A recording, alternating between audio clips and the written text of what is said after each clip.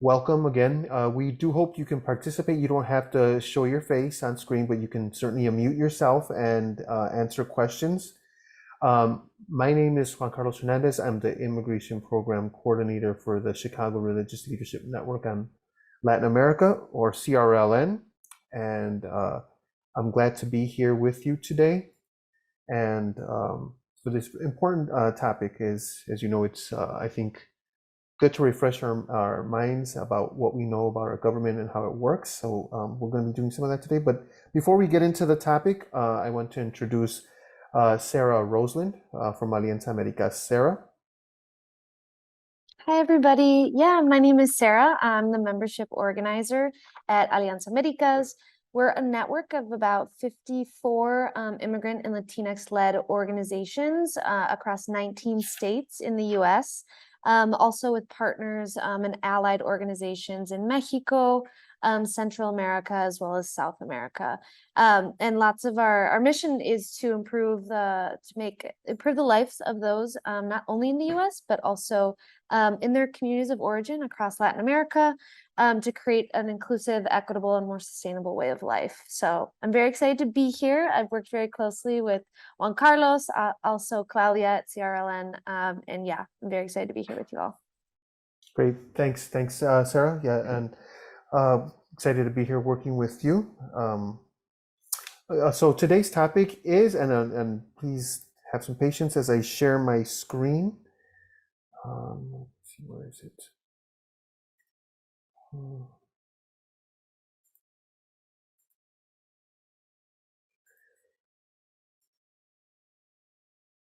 Okay.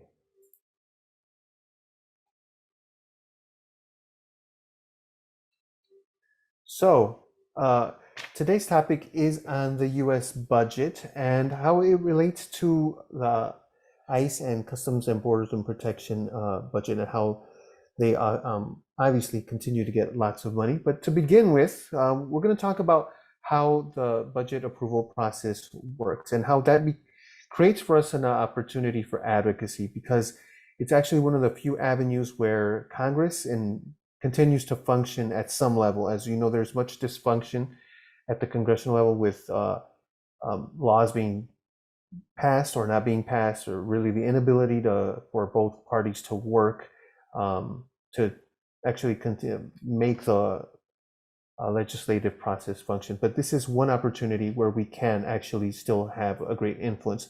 But before we begin, I'd like to ask, how is our government structured? And remember, you can please participate. You can answer the question. Just unmute yourself and let us know how is government structured? How many branches in our government?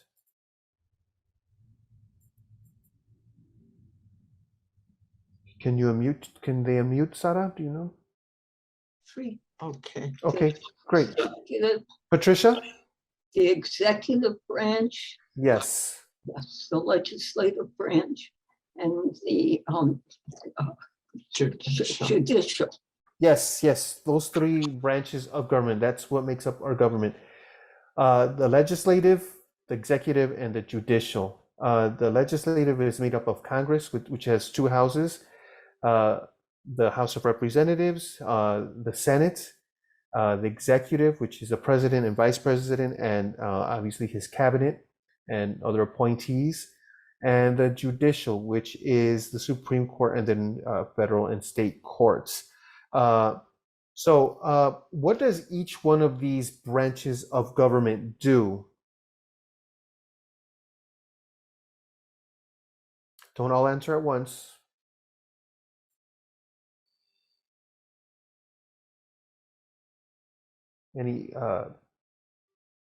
What is each one in charge of, each branch?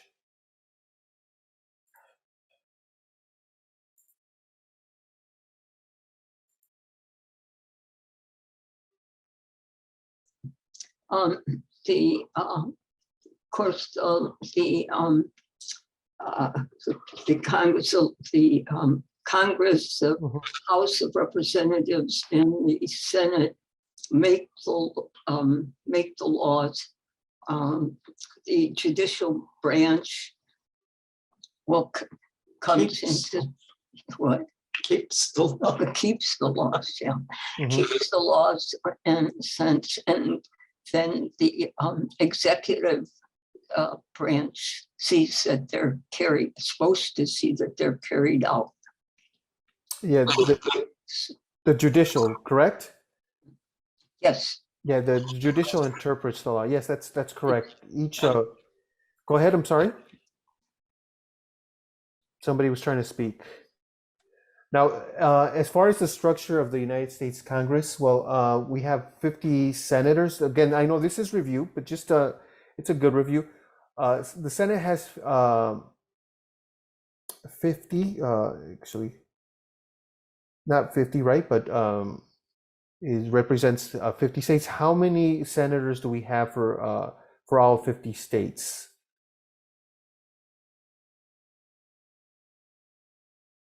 two. Yes, two. So we have 100 senators total. And for the House of Representatives, we have 435. How do we get to the number of 435 federal representatives?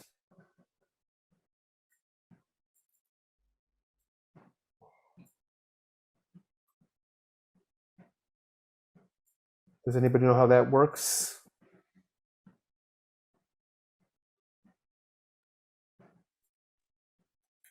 It's according to the number of districts in each state, Yes, and what the size, according to the size of the state, and then it's divided into districts, so that's how it, the size as far as what? the population. Okay, yes, according to population. So if a state loses population, it could lose houses in the House of seats in the House of Representatives. And if it gains, it can certainly gain. That's why doing and filling out our census every decade is so important. Now, the way it works is at the House, all you need is a simple majority. But then from it, when legislation passes from there to the Senate, you need a filibuster, and that's what we actually have for legislation. We need a supermajority, which is 60 votes, and that's what's made a lot of the work for major legislation very, very difficult to pass, because there isn't a supermajority in the Senate. So one party or the other can hold up any big piece of legislation. It's really made it difficult to work at the congressional level. And there was a question. We are recording this presentation, so you will get these slides in the video that we will share with you. But if you wanted the slides yourself, we can also send those to you. Sorry. Oops. Sorry, I jumped. Now, one of the ways that we decide, or actually the Congress decides with the president, is through the appropriations process. Do you know what appropriations means? Giving money to different, allocating money for different programs, or Yes. this is for the year now. Yes, this is for the year. Yeah, it's for the year. It's setting aside money. Yeah, it's appropriating, it's setting money aside. It's taking a pot of money and saying this is what it's for. It's for a specific purpose. And this happens between Congress and the president as they work on the budget. They're trying to decide where the money goes and how it's done. And these are otherwise known as a federal spending bill. So that's how that works out. Now, how does this get decided? Well, the White House, the president, and his Office of Management and Budget works with the House Committee on Appropriations and the Senate Committee on Appropriations. These are committees that focus in on different ways to spend the money. And these are some of the committees. Oops, sorry. The committees and I'm sorry, I can't see everything to read my slide here. These are Senate and House Appropriations subcommittees. They can focus on, if you look at this slide on the top left, agriculture, rural development. If you move on down, energy and water, interior and the environment, Veterans Affairs, Commerce, Justice, Labor, State and Foreign Operations. And if you move to the right, it's Defense, National Security, and other related issues. Does anybody know how much? And I do want to focus on defense for a bit because it's a huge item. Does anybody have an idea of how much the government spends on defense, or actually is more or less this year is spent on defense? Too much. Too much, yes, that's true. Any idea? Billions. Billions? Actually, you're a little off. It's actually trillions. Oh, trillions. Yes, Yes. I meant to say trillions. It is Yeah. way too high. Yes, it's about nearly $2 trillion. $1.96 trillion is what is in that budget right now, and that's actually more than the next 9 countries who the biggest spenders on defense spend on their defense. So the United States outspends 9 of the top spenders on defense, which is a huge number. And also a lot of money goes into national security, which includes the Department of Homeland Security, which includes ICE and Customs and Border Protection. So all of that gets wrapped up into this very money-hungry apparatus that just continually takes more money per year. But again, because this is part of the budget process, we do still have an opportunity to have some say-so in how much money gets spent. So this process of creating the budget, these months actually, or this whole process, the periods kind of blend into each other now, because and especially this year it's a midterm election, so some of these processes are actually just overlapping. So usually in the fall, what we have is the budget drafting, and by the end of the fall, the White House should finalize the budget, and then it should be approved and go forward. But usually, and it gets submitted by the president to Congress in February. April, House, Senate, Budget Committee established comprehensive budget for each subcommittee. So all these processes actually just become blended. We're hoping that this year, because it is an election year, we can have more say, because this process has been extended into December. What should be happening now in the fall has been extended into December. As you look at the right-hand side of this slide, the House and Senate should approve, and the president should sign all the appropriations bills by September 30th. Obviously, we are past September 30th.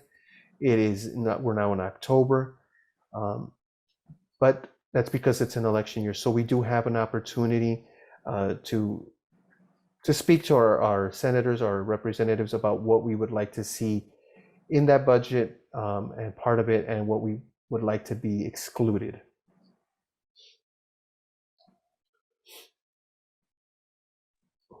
All right. So I'm sure many of us have heard of a continuing resolution, especially after this past weekend. So this is basically when Congress and the president fail to agree on passing any spending bills. And so what they'll do is they'll take the pre-existing year's budget. So for example, this past weekend, they decided we can't make a decision on how spending will be distributed amongst the federal government for fiscal year 2023. And why is that? Because it's a midterm election year, and people, don't want to make those types of decisions when they have votes on the line. So they said, we're going to go into a continuing resolution. Therefore, we'll have they decided this year until December 16th. So right now we're in federal year 2022 spending still, even though we've entered into fiscal year 23, as per it's October 5th, and fiscal year 23 should start on October 1st. And I think it's also context. I think this process of appropriations has become a political tool and strategy for a lot of lawmakers. And I think we've seen in years past that there's been a continuing resolution, and that there's also been an omnibus. And Juan Carlos, if you want to go to the next slide. Yes. Yeah, so an omnibus bill is spending bills that are packaged together and they're voted on as one big vote rather than separate spending bills. And this has also become a very big political strategy for lawmakers, because a lot of times when you have to, instead of doing individual votes and you do this larger omnibus bill, you can kind of begin to sneak things in there that don't necessarily have to get passed through Congress. And this, I think, is especially relevant to the conversation we're having today about funding for defense, on funding that affects immigration policy, because this is a way that lawmakers can get those types of bills passed without having to go through a vote on the floor in Congress. So, I mean, both sides use it kind of to strategically get things into the bill. And there's been a lot of talk that we're going to see another one this year. And so that also is a really huge opportunity for civil society, for faith-based groups, for other organizations to talk to our legislators and say, this is what we want to see. And we want to ensure that this is in the omnibus bill and that it's passed in fiscal year 23 budget. I know that's a lot. Does anybody have any questions or even comments? I don't know if anybody has themselves participated in doing advocacy around the appropriations process and they want to share that experience. But yeah, I wanted to hear any questions at this point? Or any sharing of experiences. Yeah.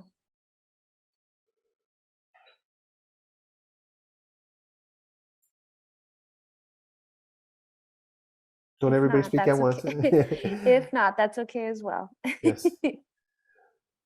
Okay. Why use appropriations for advocacy? Well, we can, like I said earlier, and Sarah touched upon, this is a political tool now. The fact that Congress is so dysfunctional gives us at least this opportunity to work through the budget. So we can influence the amount of money provided to a federal program by restricting or expanding funds to include authorizing legislation that might otherwise be difficult to pass through a regular bill process. For example, immigration last year, during the we were hoping to get some immigration legislation passed within the whole budget process. That obviously did not happen, but it is an opportunity. And we can also do this at the state level and not just the federal level. How do we get involved in the appropriations process? This is where we're going to have an opportunity. You can meet with legislators on appropriations committees. We have Senator Durbin, correct, Sarah? Here in Illinois? Yes, Senator Durbin is part of the Appropriations Senate Committee. So he makes decisions, or is one of the people that makes decisions on how the federal government is being funded. So we can talk to him, and we plan to talk to him about how we believe our tax dollars should be spent. And if you know anybody in any other state, you could also ask them to find out about their legislators on appropriations committees or subcommittees, because that's one of the ways we can influence policy. Okay.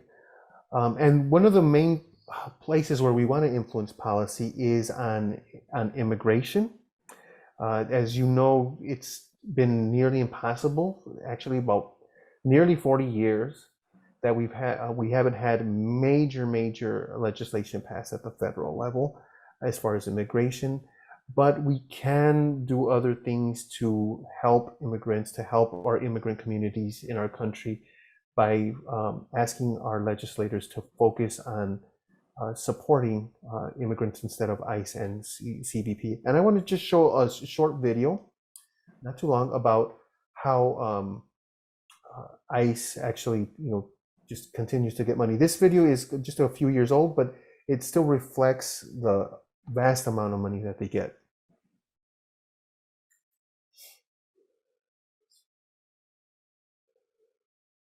Just give me a second.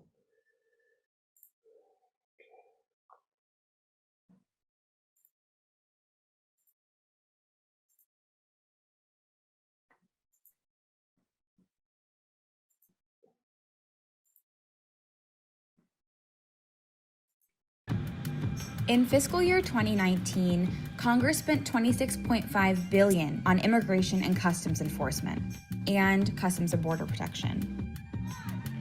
These agencies tear apart families and communities and routinely violate human rights. Instead, that money could cover school lunches for 47 million children for a year, or provide housing for 115,200 families.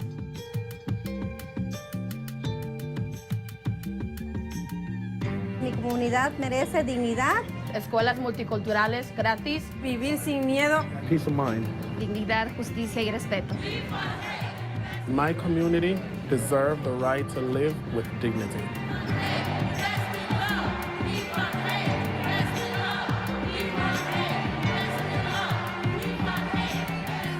Invest in communities. Defund ICE and CBP. defund hate. Defund hate. Defund hate.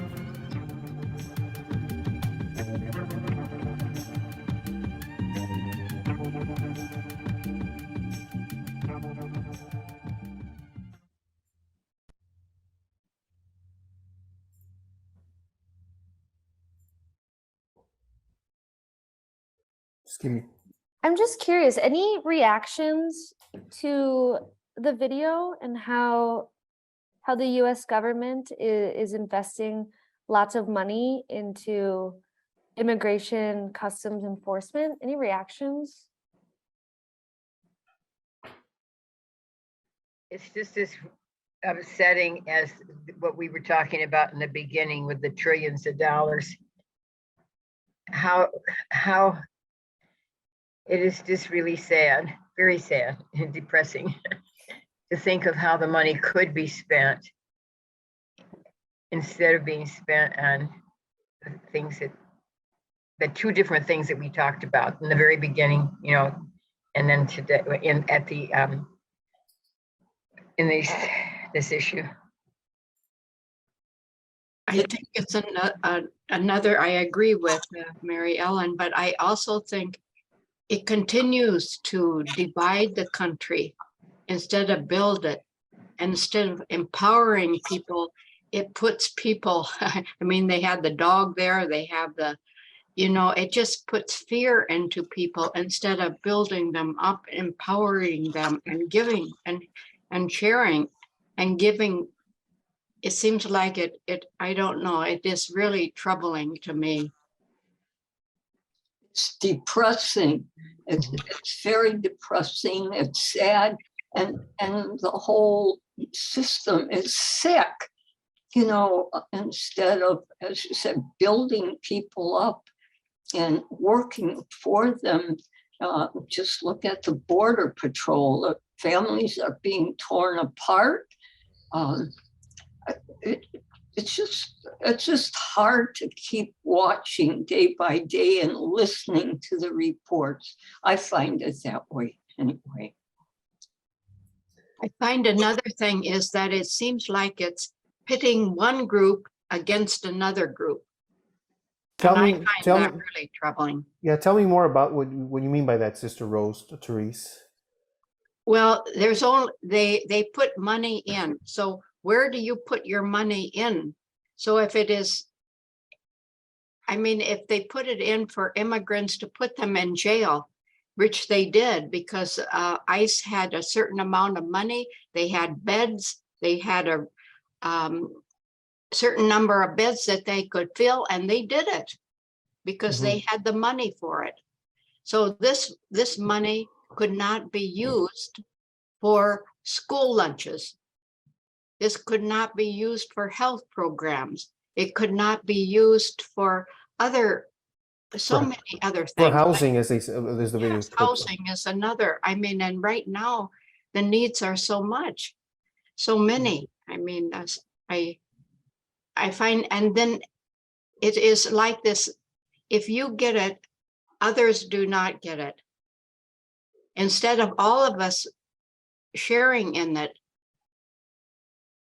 you know, it seems like they are trying to make us, you know, divide it and rule, divide and rule. Anyway, No, I think you're right. I think it's I forgot where I heard it, but when like I forgot how it goes. When the prince is in trouble, let him make war. But obviously, this is, I guess, in a war on the people in our country and people coming into our country. You know, it's also militarized. It distracts people, I think, as you say, from what's really happening, and it makes people think that it's these new people, these new folk, or are people already here taking from them, instead of thinking about, okay, it's actually the government militarizing this and misappropriating that money. That's really the cause of the problem. Yeah, and I think it's also, you know, recognizing that it is a tough moment to be in the field advocating for the human rights of migrants. You know, I Yes. think that's such a shared sentiment in this space, and I think in a lot of spaces. I mean, earlier today, I was at the Welcoming Center, welcoming so many people that have been shipped to Chicago from Texas, and seeing the needs of these people, and then seeing the contrast of how much money the government is spending towards trying to keep these people out. Yeah, I mean, I think it's really great that to be able to name that, and then from there, how can we channel that into advocacy, where we can mobilize the communities that we're working with to advocate for the things that we want to see in our communities. And I think, yeah, I just think, yeah, it's a shared sentiment. And I think being able, me as an organizer, being able to channel that into something concrete, where we have concrete actions that we can take, I think is very important. And yeah, I just wanted to add that, and thank you all for sharing. And you want to share? This is your slide, Sarah, right? Yes, it Yes. is. I Okay, get to continue talking. Yes. So yeah, I apologize for the ambulance.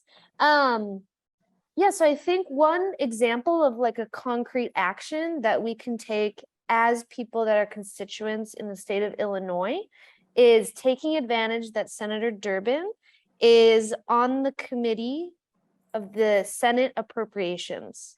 And so he has a say in how the government is funded. And so this is kind of like just some talking points of examples on things that we want to see passed in fiscal year 23.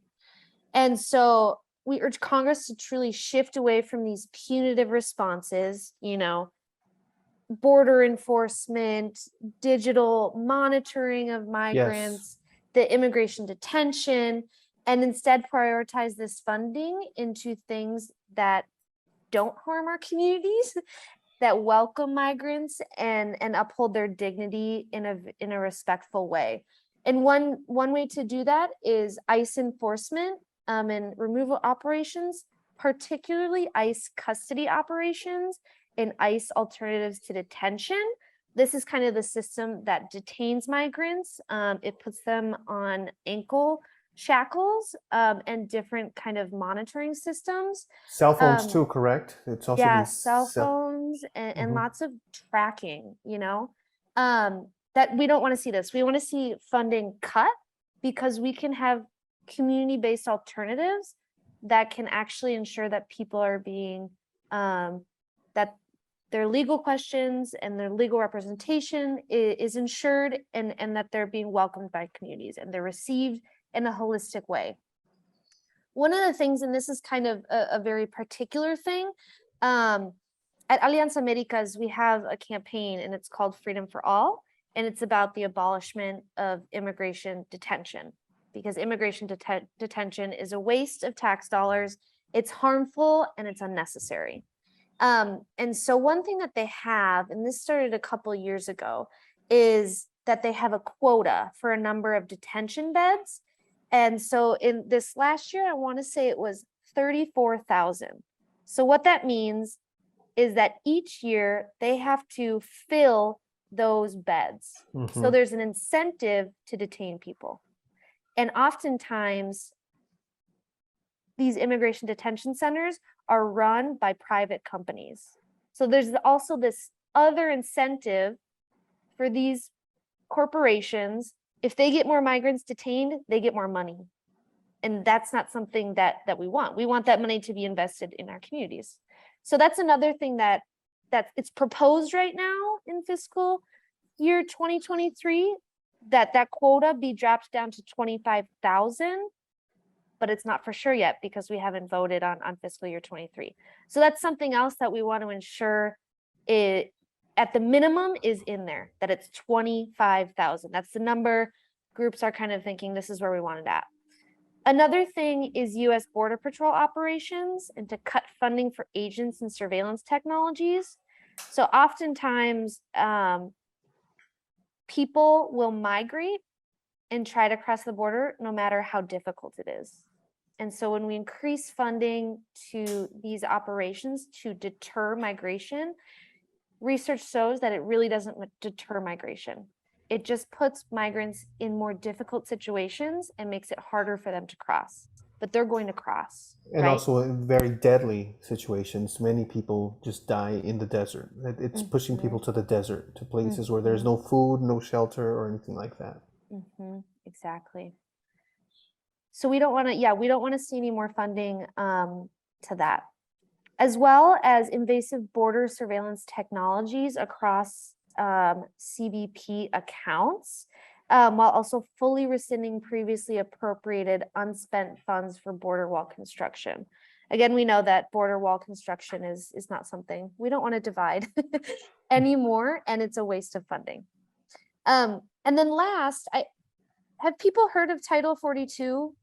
Kind of what's happening at the border? I see Sister Rose, I see you nodding your head. For those who may not be familiar, Title 42 was implemented under the pandemic, saying basically we're going to shut and close the border because there's a risk of that people would bring COVID-19 into the US. That is still in place, and we're on year 2, 3 of the pandemic, and there's vaccines. And so this basically, it gets a little complicated with asylum law, but it basically doesn't allow people their legal right to apply for asylum once they've crossed into the US. And there's various ways to apply for asylum, but this cuts off one of the ways that people can apply for asylum. And oftentimes they're immediately expelled and expedited, deported back to their country of origin. So this is also something, as we talked about before, how the appropriations process has kind of become this political tool, and politicians are trying to find a way to ensure that there's language in the fiscal year 23 appropriations bill that allows for the continuation of Title 42. So I know that was a lot of information. So any questions? I see some questions in the chat. I'll look them through.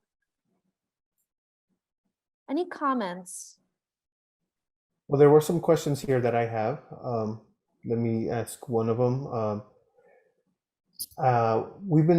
It's said that we have, and I've heard, and Mr. Rose Ruiz, I've been told that we have an open border and that we can't allow people in. How do we deal with that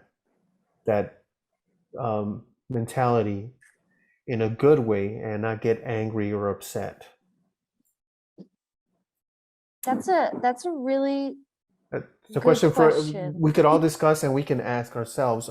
I think the question of open border is that no, there is no such I don't think there's ever been such a thing as an open border. Maybe 100 years ago or so there was, but the fact that people have to come in, and a lot of the people coming in is not a reflection of an open border, but people who are seeking asylum, and especially people from Venezuela are asylum seekers because of the strife that their country is going through. but also because, and this is where Alianza Amerricas and CRLN have a lot in common. We see issues as more than just within the United States, but transnationally. US policy and sanctions toward Venezuela and the relationship between Venezuela and the United States and the allies in the United States have very badly affected the economy there. It's not removing responsibility from the government there, but there is this, I think, shared responsibility of what's happening in Venezuela, and people, because of that, are fleeing. And because people from other countries, you may not be aware, are immediately deported. So there's no such thing as an open border, and these people that are, especially from Venezuela, are asylum seekers, and from other countries as well, are asylum seekers because they face dangers in their country. Most other folk, honestly, are being deported. That's just reality. Sarah, did you want to add anything? No, yeah, I mean, I think a lot of what you said is very true, and it's very it's complicated, and I think we're in Chicago, we're seeing a lot of Venezuelan migrants that are arriving to Chicago, but that isn't the whole picture, because Right. the reason that Venezuelan migrants are arriving is because the US can't easily deport them back to Venezuela because there's no diplomatic relations. But there's lots of Mexicans, there's lots of Central Americans that are also seeking asylum, but are being deported because there's those systems in place to deport them. Right. Is there any way of having some factual things about the border in that way? You know, how many are really being deported in these? Because I know many are being deported. And then the asylum cases, then they come and they have to fight for their asylum case. They Right. just don't automatically get that. It's like each one has to. So how do you deal with that? Because they know that it isn't, but they keep saying it's an open border because so many are coming in. Yeah, I think you speak to a really important point, which is these narratives that exist, right? These narratives, especially, that are very divisive. I think we see a lot from a specific party that it's an open border, there's an invasion. But if you really look at the number, the actual factual number, I want to say, and don't quote me on this, last year, the number of people that intended to come into the US was 0.6% of the US population. And I think it speaks to this larger question of like, what's the actual facts? What are the actual numbers of people that are being deported, of people that are applying for asylum? And I can provide some follow-up with some information on that, because I think that's a really great point to be able to look at what the raw numbers are and be able to compare that to what the narrative is saying. Yes, there's also a question here, and we will provide, and I think the question is, do you have some facts on this? And Sarah and I will talk about that and provide some of these facts. And one of the advocacy actions we're planning together with Alianza Amerricas CRLN is we're going to circulate a letter pointing out some of this information and what we would like to see the funding go to. We are hoping to have a meeting with Senator Durbin's office in the next few weeks. We'll let you know about that. We'll be working on that and invite you as well. But if you can't make it, or if that meeting just doesn't happen to work out, we do have that letter that we will submit to his office. Okay. And yes, Sarah just wrote, she'll provide some facts and follow up. And any other questions? Any other questions? Are the main things just for the appropriation bill? Yeah, so there's a lot of stuff in the appropriations bill, and I think the hardest part is narrowing down to what are our specific asks, because I think that is kind of the best way when you meet with a legislator, is to be very clear and concise on what you want. And so I think for this, we're trying to focus on funding for ICE and CBP, which is under the Department of Homeland Security. So I think I invite you all, if there's other areas that you're working in, to kind of identify where that funding is. I know some of our we have a health equity team called Somos Salud here at Alianza, and they've done some work kind of analyzing where is funding going to healthcare? Is it reaching the communities that we're working with? How can we actively participate in this process to tell legislators, this is where funding needs to go? And so, yeah, so for this, I think CBP and ICE, but it's very hard to to kind of, you know, narrow it down just to a couple of specific asks.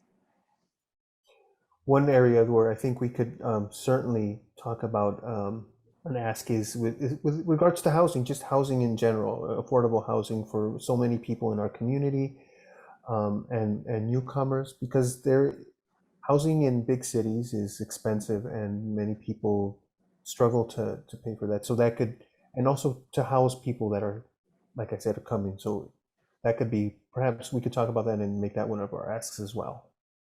Have more money go toward that.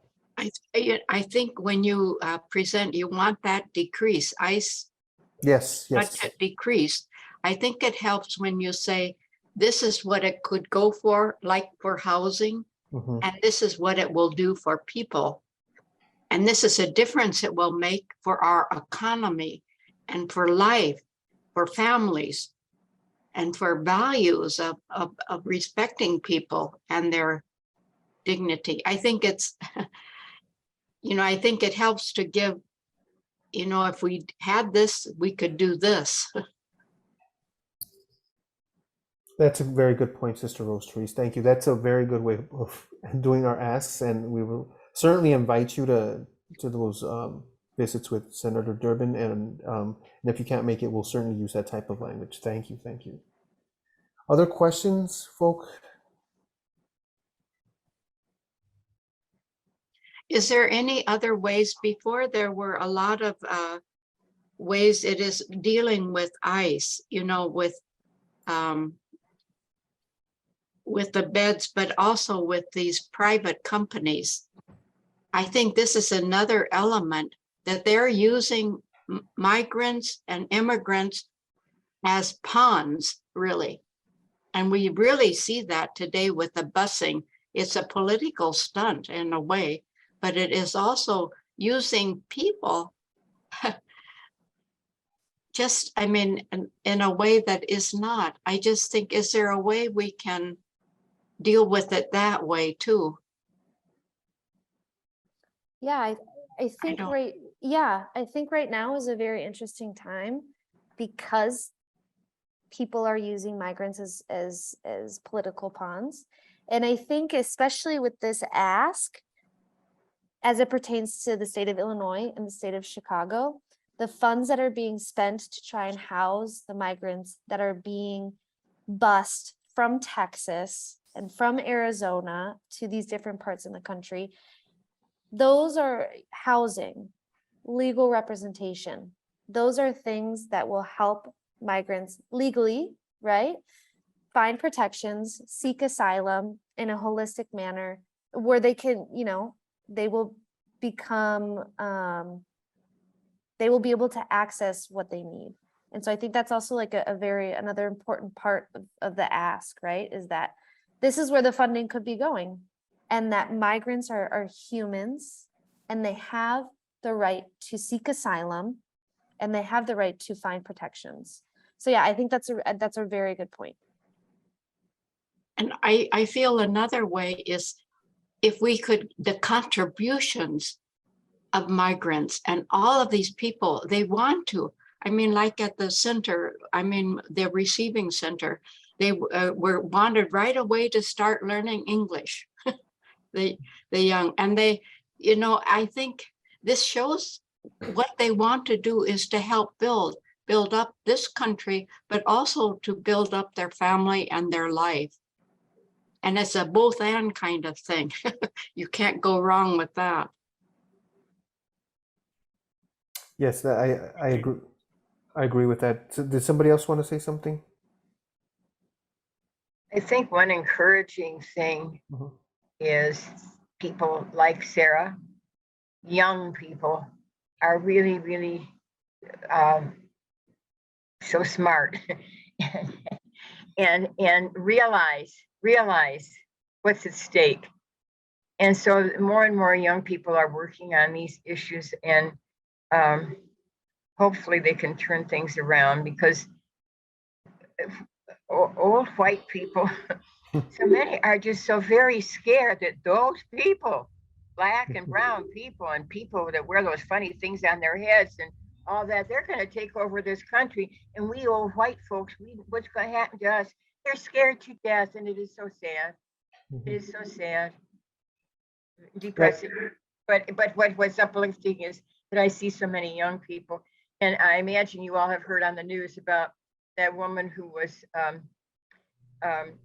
they said she had a heart attack, but she was like beaten to death because she didn't wear her hijab, or however you say that word, on her head, and she had her hair showing, and they killed her. And all these young people across Europe are cutting their hair as protest. Did you hear that on the news? No, Yeah, I haven't heard of it. and there are people that are just speaking out, and young people. And I'm glad to see young people, because I know when we were working about when the Vietnam War was a big issue, and lots of us were marching in the streets against the Vietnam War. There weren't that many young people marching. But now, with the various issues, I see so many young people out there, and that's the heartening thing for me. But of course, the sad thing is how fearful white people are of people of color taking over the country. It's But so sad. But I think, sister, you point to something. Well, there can be that racial divide, certainly, but I think among younger folk that is less so. But Yes, that's what I'm saying. Is black and white and brown and people with hijabs or whatever you say, and everybody's marching together. Yes, that's what's beautiful. But I think also, I think education, as you said, Sarah's very smart and well informed and very well educated, and I think that's a very key part of this process is these types of webinars. And we're grateful that you're all here, and this is recorded, and we'll be sharing it, and we hope that you share it as well. We can also share those slides with you, her request, and we're very, very glad you came today. Thank you so much for being with us. Sarah, did you want to share anything else? Yeah, just to thank you all. I think it's inspiring for me to see people taking time out of their busy schedules to educate themselves and to want to have this political willingness and to take action. And that for me is inspiring. And I thank you all for taking the time. And yeah, I'm going to send some information on just asylum and kind of a little bit more about what's happening on the border. I'll make sure to send an email to Juan Carlos to make sure that it gets in all of your inboxes. And please, I'm going to put my email in the chat. If anybody is interested in chatting more about this, I love talking, if you couldn't already tell, and I especially love talking about this. So if anybody's interested, please don't hesitate to reach out. I'm also in the Chicago area and love coffee as well. So yeah, thank you all for ask her out for a coffee. Yes. So yeah, thank you all for taking the time. I really appreciate it, and hopefully we'll see each other in more spaces. Thank you, everyone, for being with us tonight. Juan Carlos, I apologize. I wasn't there last night. Oh, that's okay. I No was problem, on my sister. computer. I was working for the person that's running in Wisconsin. Okay. I was working making phone calls for him, so I was doing a good work. Okay, no problem, sister. I forgot to participate. I'm sorry. You're fine. Thank you so much. Thank you, everyone who came today and joined us. Again, we're very grateful, and we'll be sharing this information. Thank you.